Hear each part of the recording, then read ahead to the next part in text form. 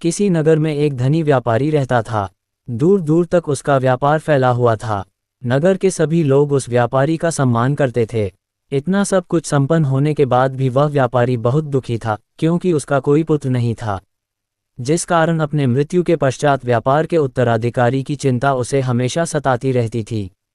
पुत्र प्राप्ति की इच्छा से व्यापारी प्रत्येक सोमवार भगवान शिव की व्रत पूजा किया करता था और शाम के समय शिव मंदिर में जाकर शिव जी के सामने घी का दीपक जलाया करता था। उसकी भक्ति देखकर मां पार्वती प्रसन्न हो गई और भगवान शिव से उस व्यापारी की मनोकामना पूर्ण करने का निवेदन किया। भगवान शिव बोले, इस संसार में सबको उसके कर्म के अनुसार फल की प्राप्ति होती है।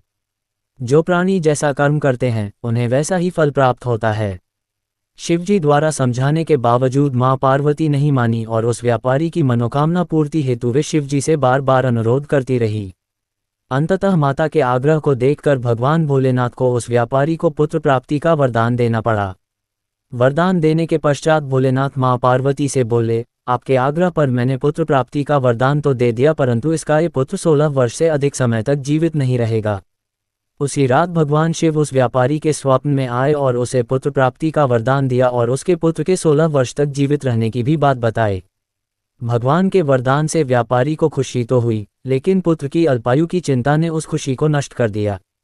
व्यापारी पहले की तरह सोमवार के दिन भगवान शिव का विधिवत व्रत करता रहा। कुछ महीनों के बाद उसके घर एक अति सुंदर बालक ने जन्म लिया और घर में खुशियां ही खुशियां भर गई। बहुत धूमधाम से पुत्र जन्म का समारोह मनाया गया, परंतु व्यापारी को पुत्र जन्म की अधिक खुशी नहीं हुई, क्योंकि उसे पुत्र की अल्पायु के रहस्य का पता था। जब पुत्र 12 वर्ष का हुआ तो व्यापारी ने उसे उसके मामा के साथ पढ़ने के लिए वाराणसी भेज दिया। लड़का अपने मामा के साथ शिक्षा प्राप्ति हेतु चल दिया। रास्ते में जहां भी मामा भांजे विश्राम हेतु रुकते, वहीं यज्ञ करते और ब्राह्मणों को भोजन कराते। लंबी यात्रा के बाद मामा भांजे एक नगर में पहुंचे। उस दिन नगर के राजा की कन्या का विवाह था, जिस कारण पूरे नगर को सजाया गया था। निश्चित समय पर बारात आ गई, लेकिन वर का पिता अपने बेटे के एक आंख से काने होने के कारण बहुत चिंतित था। उसे भय था कि इस बात का पता चलने पर कहीं राजा विवाह से इनकार न कर दे, इससे उसकी बदनामी भी होगी। जब वर के पिता ने व्यापारी के पुत्र को देखा तो उसके मस्तिष्क में एक विचार आया। उसने सोचा, क्यों न इस लड़के को दूल्हा बनाकर राजकुमारी से विवाह करा दूं। विवाह के बाद इसको धन देकर विदा कर दूंगा और राजकुमारी को अपने नगर ले जाऊंगा। वर के पिता ने लड़के के मामा से इस संबंध में बात की। मामा ने धन मिलने के लालच में वर के पिता की बात स्वीकार कर ली। लड़के को दूल्हे का वस्त्र पहनाकर राजकुमारी से विवाह कर दिया गया। राजा ने बहुत सारा धन देकर राजकुमारी को विदा किया। शादी के बाद लड़का जब राजकुमारी से साथ लौट रहा था तो वह सच नहीं छिपा सका और उसने राजकुमारी के ओढ़नी पर लिख दिया, राजकुमारी, तुम्हारा विवाह मेरे साथ हुआ था। मैं तो वाराणसी पढ़ने के लिए जा रहा हूं और अब तुम्हें जिस नवयुवक की पत्नी बनना पड़ेगा वह कान्हा है। जब राजकुमारी ने अपनी ओढ़नी पर लिखा हुआ पढ़ा तो उसने कान्हे लड़के के साथ जाने से इनकार कर दिया। राजा को जब ये सब बातें पता लगी तो उसने राजकुमारी को महल में ही रख लिया। उधर लड़का अपने मामा के साथ वाराणसी पहुंच गया और गुरुकुल में पढ़ना शुरू कर दिया। जब उसकी आयु 16 वर्ष की हुई तो उसने यज्ञ किया।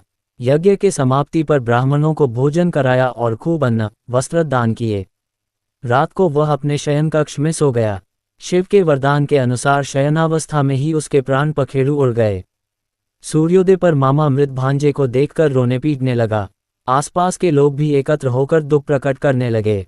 लड़के के मामा के रोने विलाप करने के स्वर समीप से गुजरते हुए भगवान शिव और माता पार्वती जी ने भी सुने। माता पार्वती ने भगवान से कहा, प्राणनाथ, मुझे इसके रोने के स्वर सहन नहीं हो रहे। आप इस व्यक्ति के कष्ट को अवश्य दूर करें।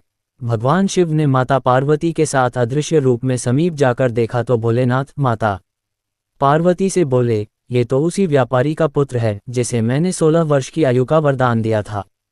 इसकी आयु पूरी हो गई है। मां पार्वती ने फिर भगवान शिव से निवेदन कर उस बालक को जीवन देने का आग्रह किया। माता पार्वती के आग्रह पर भगवान शिव ने उस लड़के को जीवित होने का वरदान दिया और कुछ ही पल में वह जीवित होकर उठ बैठा। शिक्षा समाप्त करके लड़का मामा के साथ अपने नगर की ओर चल दिया। दोनों चलते हुए उसी नगर में पहुंचे जहां उसका विवाह हुआ था। उस नगर में भी यज्ञ का आयोजन किया। समीप से गुजरते हुए नगर के राजा ने यज्ञ का आयोजन देखा और उसने तुरंत ही लड़के और उसके मामा को पहचान लिया। यज्ञ के समाप्त होने पर राजा मामा और लड़के को महल में ले गया और कुछ दिन उन्हें महल में रखकर बहुत सा धन, वस्त्र आदि देकर राजकुमारी के साथ विदा कर दिया। इधर भूखे प्यासे रहकर व्यापारी और उसकी पत्नी बेटे की प्रतीक्षा कर रहे थे। उन्होंने प्रतिज्ञा कर रखी थी कि यदि उन्हें अपने बेटे की मृत्यु का समाचार मिला तो दोनों अपने प्राण त्याग देंगे, परंतु जैसे ही उसने बेटे के जीवित वापस लौटने का समाचार सुना तो वह बहुत प्रसन्न हुआ।